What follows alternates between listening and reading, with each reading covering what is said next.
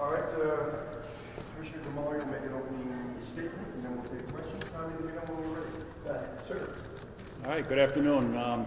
We have released body camera video of a tasing incident that occurred last week on Thursday.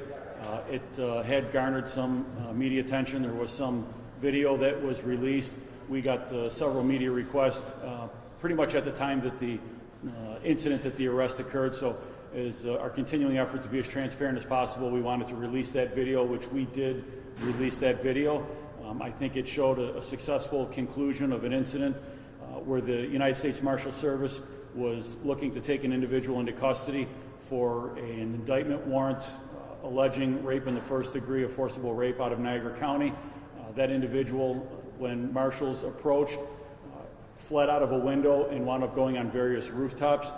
At some point, while he was up on a rooftop, he jumped off of a garage and ran down the end of a driveway and discarded a bag that he had with him on that rooftop. What was revealed from that bag was a 9mm Beretta handgun.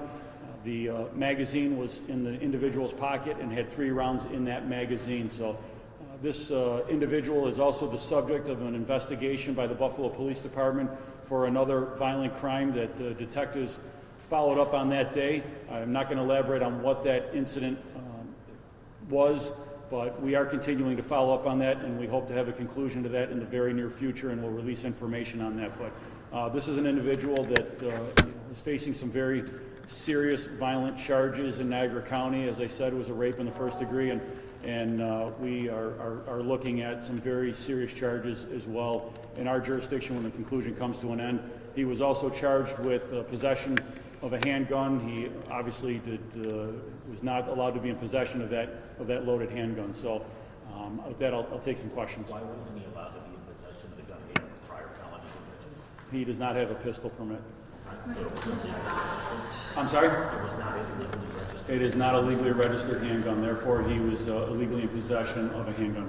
Yes. How many officers are trained to use tasers and how many are being trained to use? So I'm working on those numbers as we speak. I'll have them tomorrow, but the last time I checked, we're probably a little bit over 60% of eligible officers to carry a taser. So within our department, we're looking at a little over 450 personnel by nature of their position in the department that will be carrying a taser. Detectives, command staff, there's various assignments in the department that they will not be carrying a taser. So it's primarily the patrol force. And out of that, we're well into the 200, the higher 200 levels. I'll have the exact number tomorrow that are getting trained. It's a 10-hour training. It's time. It's time consuming. We're also expending overtime hours in our academy at nighttime to get our officers trained at night. So we're aggressively pushing out that training, and we have fully deployed all the tasers in our possession out to all the districts, except for the ones that we're holding back for training purposes. Is it clear to you that they followed all the proper protocols for the use of the taser? By what I saw in the video, and I'll say this early, yes. Mr. This is early on in your use of tasers. You've just deployed it. You just said 60% of the force trained. How would you kind of evaluate as you look at this video how this all unfolded? I think the taser was used as designed. It was used to take an individual in custody who was fighting with police officers that was armed. Had that handgun been displayed, had been pointed towards officers, that obviously would have changed the game. The gun was in a bag. Officers did not know that at the time. But in that circumstance, the taser did what it was designed to do in that very scenario. Nobody was injured other than the defendant by his own means by jumping off of the garage, which caused an injury to his leg. But no officers were injured. The defendant was not injured as a result of taking him into custody. And I think that's a successful outcome. No, it's not considered a critical incident. You previously discussed the importance of tasers and why your department needs them. If a taser wasn't available in this situation, what would have been the alternative outcome? That would have continued on as an escalating physical encounter, which is what we do our best to avoid. But the individual is going to dictate what that level of force is. That individual in that case dictated a physical engagement. He continued that physical engagement even though he had numerous officers surrounding him, ordering him to surrender even before he jumped off of the garage. But the end result of that would have been a continued escalating physical encounter, which could have caused injuries to the defendant, to officers, and you don't know where else that could have gone. So that was a very successful deployment of the taser. What was happening right before we saw the video? We saw this chaos, but was at the point at which he jumped from the roof? He was on the rooftop when marshals were moving in. He went out of a window in the apartment that he was in, jumped to another roof, and then jumped to a garage roof.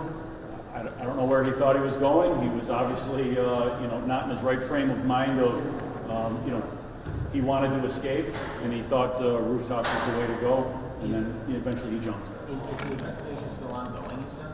The investigation into what we are looking into, that other crime that I spoke on. So that one, Niagara County would have to comment on that. Here's why I asked that.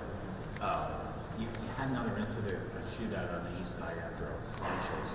We've asked for the body cam video. You declined to provide it because you said it's part of an ongoing investigation.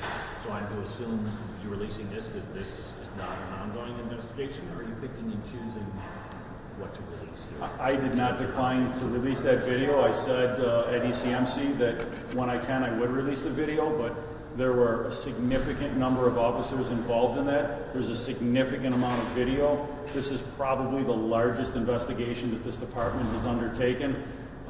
This is one incident, one location, much easier. And we go back to the officer-involved shooting on Hurdle Avenue. one location, one incident. We were able to isolate the video and get something out. This is, like I said, probably the most expansive investigation our department has ever undertaken with 19 crime scenes. It's too much for me to just grab something and put it out. I will release body camera video. I said on the night of the incident, without even viewing any of it, that we will release some, but I just ask for some continued patience in that. It's too much. This is big. Is there an update on the suspect's condition in this case? He sustained a leg injury. I was told that day that there was a possibility of a broken leg. He jumped off the roof. He made quite a leap off the roof, but he also ran down the driveway. So the officers at that time would not have known, and he continued to fight, that he had an injury. Had he dropped from the broken leg and collapsed there, then he would have been taken into custody. First aid would have been rendered, and we would have moved on from that, but he continued to fight. Are you trying to get more tasers for your department? I know you said you have 100 that are 20 at each precinct, and then you have a couple in reserve for training. Are you trying to get more? I think we have a sufficient number of tasers. They're shared by officers. They're not individually assigned to the officers. So we have 20 per district.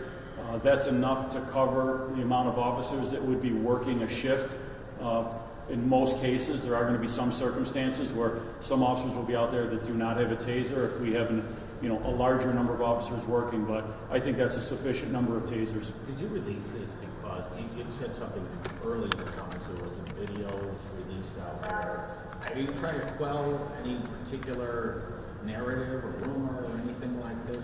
Not at all. I just want to be transparent. As I said, there was a lot of media inquiry within minutes of this incident occurring. Before I even knew that the incident occurred, we were getting media requests.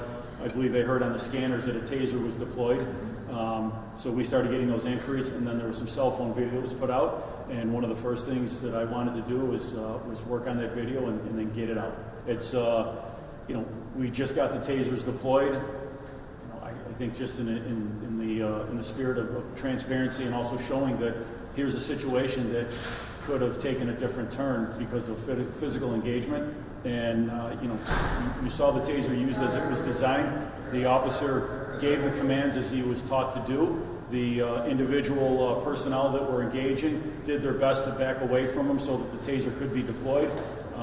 You also heard the officer yell, "Get him, get him, get him." What they're taught to do while the taser is engaged, while the person is being subjected to the taser, is for the officers to move in and take him into custody. Because when the taser stops after 5 seconds, the individual can fight from that point on again, and then you got to start over again. So that "get him, get him, get him" was part of his training to say get on him and get the handcuffs on him while he's hopefully being incapacitated. That individual, it appears through the video, was able to partially fight through that. He was tased the second time by another officer without deploying the probes, but it's called a dry stun, where he actually brought the taser gun right to his body and shocked him a second time, which then enabled the individuals to get the handcuffs on him. And that ended the engagement. What happens before you get to the point of using a taser? We're seeing 2 minutes. Obviously, this struggle happened for more than 2 minutes. So fill us in on what was before that. What did officers do to get to that point to say we need to use a taser? It was verbal commands. He was out on the rooftops. You're not going to tase somebody on a rooftop. We don't want somebody to fall off of an elevated position. And there were officers, as I'm told, that were even reiterating that, no taser on the roof. That's good communication by the officers. They waited until he came down.